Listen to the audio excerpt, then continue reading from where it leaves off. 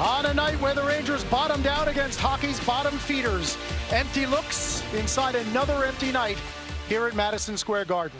Hi everyone, welcome to the Mercedes-Benz Rangers postgame show. John Giannone from my spot between the benches. In our studio, Henrik Lundqvist and Steve Valiquette.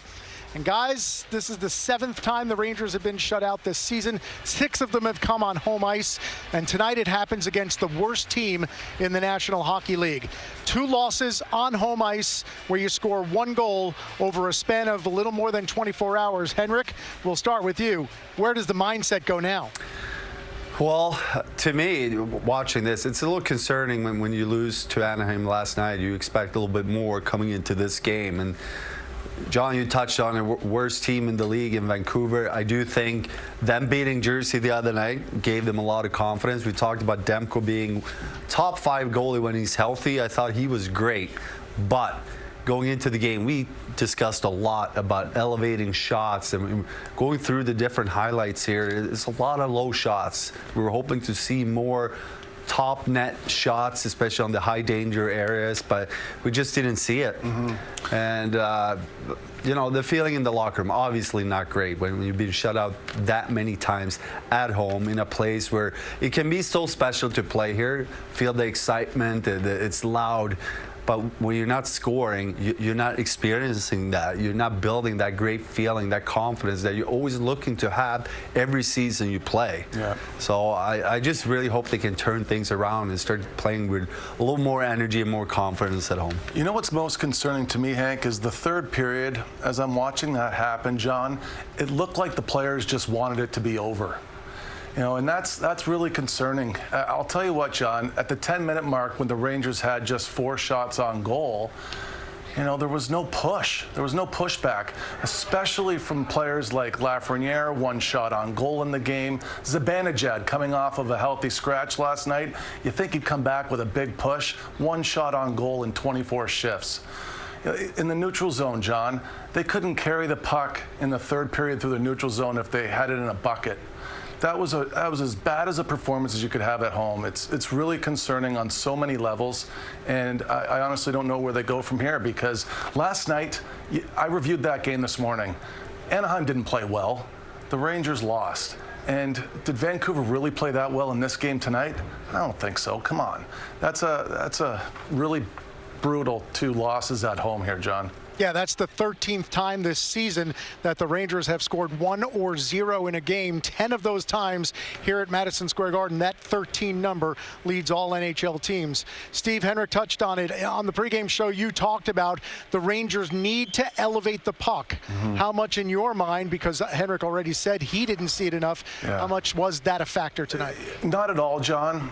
Look, a scoring chance isn't really a scoring chance if you don't elevate the puck. You're just putting it on net. And you need more. Now, these are the scoring chances that we covered in this game tonight. There were scoring chances, but tell me how many of them are difficult scoring chances from the goalie's perspective.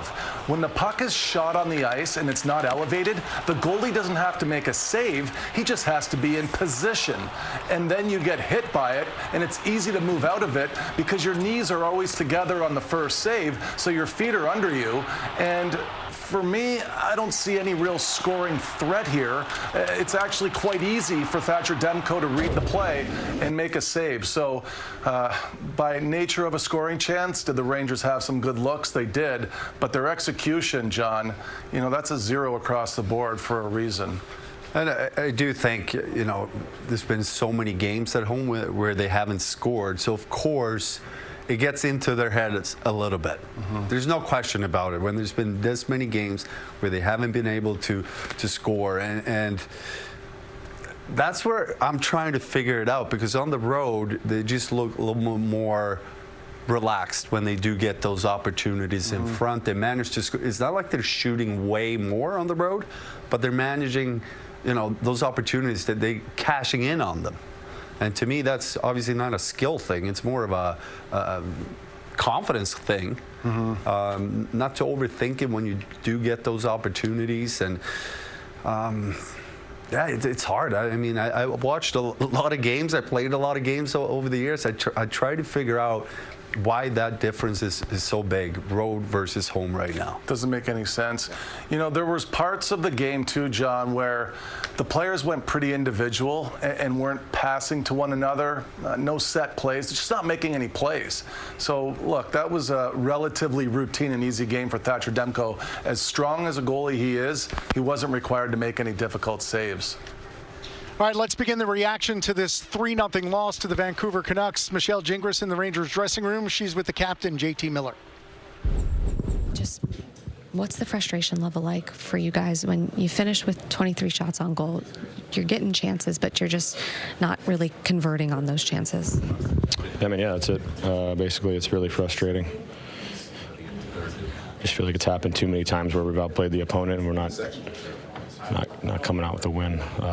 Once or twice is fine, but it's happened a lot, especially at home, unfortunately. And,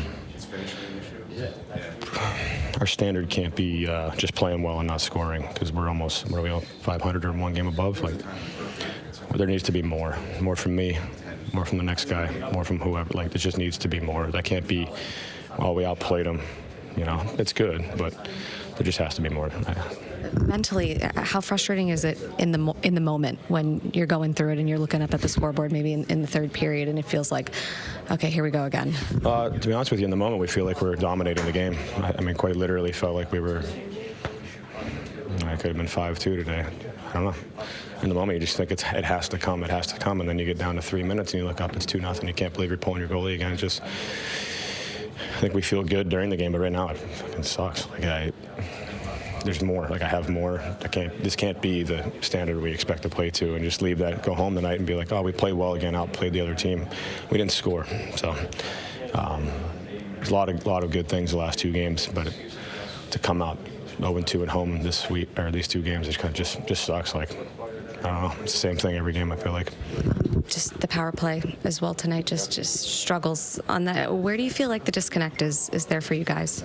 Well, I don't think we struggled tonight on the power play. Like, we had a lot of zones. We hemmed them in. We had a lot of chances. That was a different story than yesterday. Yesterday we were opportunistic, I thought. Kind of had some broken play looks, but I thought tonight, we took advantage of their passive penalty kill and got some really good looks in tight. And, you know, their goalie played really well today, made some timely saves, and we just have to keep raising the bar for ourselves to bear down. And, you know, I don't think we've talked a lot about bearing down on our chances, but, you know, that's something we can definitely improve on. Words from JT Miller. This can't be the standard we aspire to. We didn't score. It feels like the same thing over and over. Henrik, when you get those thoughts, feelings, and words coming out after a game, how do you combat that? Well, and we talked about this after the second period. I love the way they finished that second period, especially JT Miller. I thought he was all over the ice, making a lot of great plays. They had a lot of great opportunities the last 5 minutes. I thought that they would continue building off of that starting the third, but it just never happened. You can give Vancouver some credit, and they defended pretty well, but again, they were really building momentum leading up to that third period, and I was expecting a big push. So that was, to me, a little bit of a disappointment.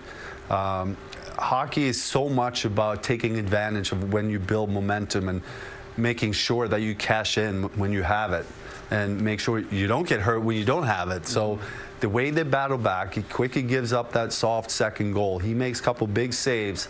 We talked about how the momentum shifted halfway through that second period, and they played a much better second half. But to not take advantage of that and energize the team going into the third, there was something missing there to me. And look, JT Miller, John, his night was okay. It's against his former team, so you'd expect, again, some pushback from him. He's not incorrect with what he said about the power play. There were open lanes everywhere. They just weren't able to hit them. And John, I can't reiterate this enough. Nobody gives up more scoring chances in their D-zone coverage than the Vancouver Canucks, specifically east-west. There was plenty of lane open there. I don't think that anything was quick and direct. Nothing was set. You know, and it looked to me like everybody was off. And I would say one more area that should make its way to the video room for these guys to look at tomorrow would be the third period after the empty net goal is scored by Vancouver. Who gets the next 2 scoring chances? Vancouver. Can't happen. Rangers got to push back there. And, you know, you've got Jonathan Quick in net that's had a great season for you so far. Don't give up 2 more scoring chances after the empty netter goes in. Of the many causes for concern tonight, this is the 3rd time this season the Rangers have lost to the last place team in the NHL. San Jose Sharks and Calgary Flames back in October, and tonight the Vancouver Canucks skate into the Garden and leave with a 3-0 shutout win.